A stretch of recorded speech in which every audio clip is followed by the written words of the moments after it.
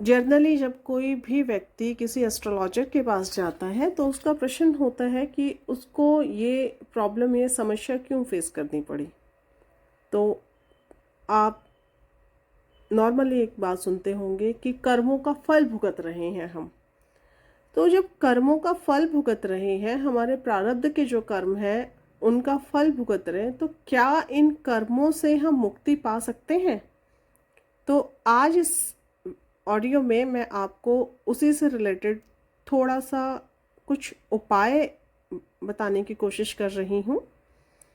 देखिए, महर्षि पराशर जी ने जो ग्रह हैं उनको विष्णु भगवान का स्वरूप बताया है, और इन ग्रहों की क्या स्थिति है आपके चार्ट में, ये आपके पिछले जन्म के कर्मों के कारण है। पंचम हाउस और नवम हाउस, जिसको हम भाग्य भाव कहते हैं, और पंचम भाव जिसको आप पूर्व जन्म से जोड़ते हैं। भाग्य क्या हुआ कि आप किस कुल में जन्मे, आपकी एजुकेशन क्या है, आपकी पदवी क्या है, प्रतिष्ठा क्या है, जन्म समय क्या रहा, आपके कर्म की शक्ति क्या है, ये सब हमें हमारे भाग्य से मिलता है। आप बात करते हैं कि 3 प्रकार के कर्म, भगवत गीता अगर उठाएंगे तो पूरा सार ही भगवत गीता का कर्मों पे आधारित है।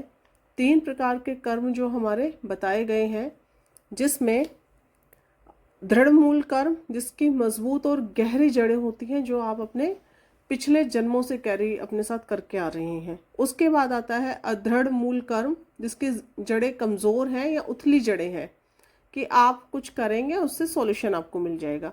एक है दृढ़ मूल कर्म, कुछ कच्ची सी जड़ है, कुछ पक्की सी है। कई बार होता है ना, एक कोई पौधा उगा होता है तो एक रूट उसकी बहुत ग्राउंडेड हो जाती है, एक ऊपर ही रहती है। तो ये तो हुआ कर्मों का भेद।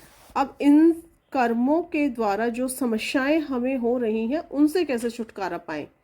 तो देखिए, जो पहला कर्म है आपका, जिसको हम दृढ़ मूल कर्म करते हैं, उसमें जिसकी गहरी जड़ें हैं, उसमें आपने क्या करना है, गहन तपस्या, मजबूत आत्म अनुशासन, त्याग और उत्तम चरित्र से उसको सीमित किया जा सकता है। जो समस्या फेस कर रहे हैं, इन चीज़ों को अपना के आप उसको सीमित कर सकते हैं। दूसरा है जिसकी जड़ें उथली जड़ें हैं, जिसको हम अदृढ़ मूल कर्म कह रहे हैं, उसमें आप औषधि सेवन और किसी रत्न को धारण कर सकते हैं। अब बात करते हैं थर्ड की, दृढ़ मूल कर्म, जिसकी जड़ें कच्ची पक्की हैं। तो इसके लिए आप रत्न भी धारण कर सकते हैं। मंत्र, स्तुति, यज्ञ, दान आदि, इन सब से काफ़ी हद तक आप उन कर्मों से मुक्ति पा सकते हैं।